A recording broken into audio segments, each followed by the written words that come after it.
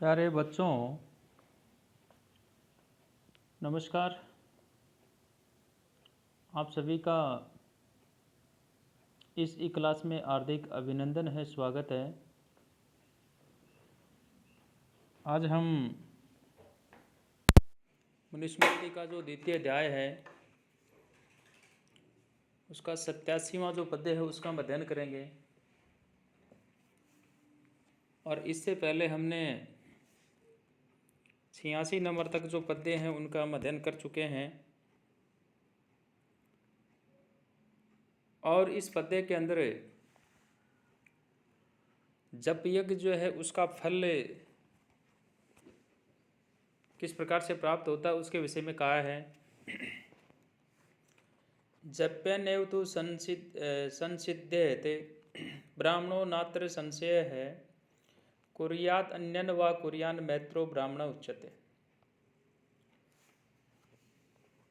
ब्राह्मण है तो जप्यन एव संसिध्यते, यानी जो जप है उस जप से ही ब्राह्मण जो है वह सिद्धि को प्राप्त कर सकता है। अत्र संशय न, यानी इसमें किसी प्रकार का कोई संशय जो है वो नहीं है। अन्यत कुर्यात वा न कुर्यात मैत्र ब्राह्मण उच्यते, अन्य जो है यज्ञ आदि करें या न करें, ब्राह्मण जो है इस जप को करने से ही जो है मैत्र जो है कहा जाता है। ब्राह्मण गायत्री जो मंत्र है उसका जप करने से ही मुक्ति प्राप्त कर पाता है। इसमें किसी प्रकार का कोई संदेह जो वो नहीं होना चाहिए। अन्य यानी जो ब्राह्मण क्षेत्र वैश्य जो है इनमें से जो दो अन्य जो वर्ण हैं वो यज्ञ यज्ञादि को करें चाहे या न करें, क्योंकि ब्राह्मण जो होता है यज्ञ इत्यादि में उपयोगी जो सामग्री होती है, या यूँ कहें कि पशु वध आदि न करने से अथवा गायत्री के द्वारा मित्र का उपासक होने से वह जो है मैत्र कहलाता है। डबल मात्रा यहाँ पे मैत्र कहलाता है। मित्र को ही यहाँ जो है मैत्र कहा है। दोनों में कोई संदेह जो हमारे को नहीं होना चाहिए, दोनों एक ही शब्द हैं। मित्र जो है उस मित्र को ही या मैत्र भी कहा जाता है। और स्वार्थ में अण प्रत्यय करने पर मैत्र जो है शब्द बन जाता है। अब अगला जो पद्य है उसके अंदर हम चलें, और इस पद्य के अंदर यानी 88वां जो पद्य आया, और इस 88वें पद्य के अंदर जो है या इस श्लोक के अंदर जो है प्राणी के लिए इंद्रिय संयम जो है वह अति आवश्यक है, इसके विषय में कहा। और कहा इंद्रियाणाम विचरताम विषयेषुपहारिषु संयमे यत्नमातिष्ठेत विद्वान यन्ते वाजिनाम। यानी विद्वान जो है उस विद्वान व्यक्ति को चाहिए कि इस विषय में जो है किस प्रकार से वह सचेत रहे। विद्वान अपहारेषु विषयेषु विचरताम इंद्रियाणाम संयमे यन्ता वाजिनाम इव यत्नम आतिष्ठेत। अपहारीसु विषयेषु विचरान इंद्रियाणाम संयमे, यानी जैसे रथ के अंदर जोते हुए जो घोड़े होते हैं और सारथी जो होता है वह उसको जैसे नियंत्रण में करता है, बस में करता है, अपने कंट्रोल में रख पाता है, ठीक उसी प्रकार से या जो वैसे ही यहाँ जो विद्वान व्यक्ति हैं, या यूँ कहें कि जो मन को हरने वाले विषय हैं, उन विषयों में भ्रमण करने वाले जो इंद्रियां हैं, उन इंद्रियों को जो विषय विचरता में इंद्रियाणाम संयम है, विद्वान पुरुष जो है वह अपने वश में रखने का यत्न जो है, प्रयत्न जो है वह करे। अनुष्टुप छंद का ये उदाहरण है। यहाँ जो रूप रस गंध स्पर्श ये 5 जो सांसारिक विषय हैं और 5 हमारी जो इंद्रियां हैं, उन इंद्रियों में ये विचरण जो पंचेंद्रियां हैं इनमें विचरण करती रहती है, रूप रस गंध स्पर्श जो इनमें। इसलिए बुद्धिमान व्यक्ति को इंद्रिय निग्रह करने में उसी प्रकार से प्रयत्नशील होना चाहिए जिस प्रकार से अश्व निग्रह में सारथी जो है वह जैसे प्रयत्न करता है, वह जैसे नियम रखता है। अब जो इंद्रियां हैं उन इंद्रियों के विषय में कहा कि यहाँ जो इंद्रियां हैं उनकी संख्या क्या है। प्यारे विद्यार्थियों, यहाँ जो इंद्रियां हैं उन इंद्रियों के विषय में कहा कि एकादशे इंद्रियाणाम आहुर यानी पूर्वी मनीषिणः तानि सम्यक प्रवक्ष्यामि यथावत अनुपूर्वशः। यानी जो हमारी 11 इंद्रियां हैं उन 11 इंद्रियों के विषय में कहा पूर्वी मनीषिणः यानी एकादश इंद्रियाणि आहु तानि यथावत अनुपूर्वशः सम्यक प्रवक्ष्यामि।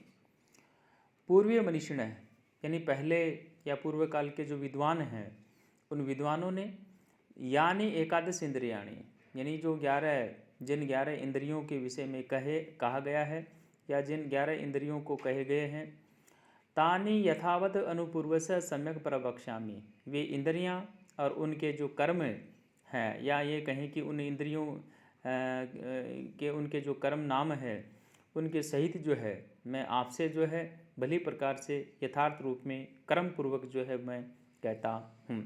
यहाँ पर केवल इसका इतना ही नाम है। अब कौन कौन सी इंद्रियां हैं उनको हम अब जो है सुन रहे हैं, अब हम उनको पढ़ रहे हैं।